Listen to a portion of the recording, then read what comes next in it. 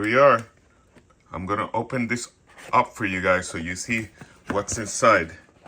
We're not gonna do an unboxing video because there's a bunch of those in there in the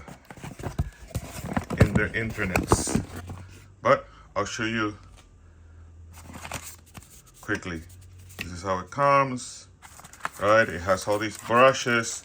It should have partial charge. And now we're going to see, right, what's up with that. So what's important about this is that it has a lot of torque, right? The torque is what's important because you want to brush, right? And let's see if it works now.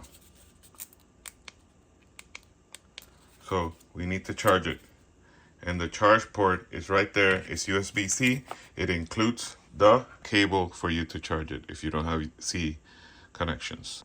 It comes with all these adapters. And the good thing about this is the torque. Look. It's awesome. It has a lot of torque, right?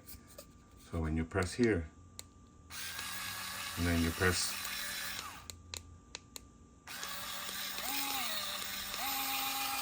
and you can clean anything. You see?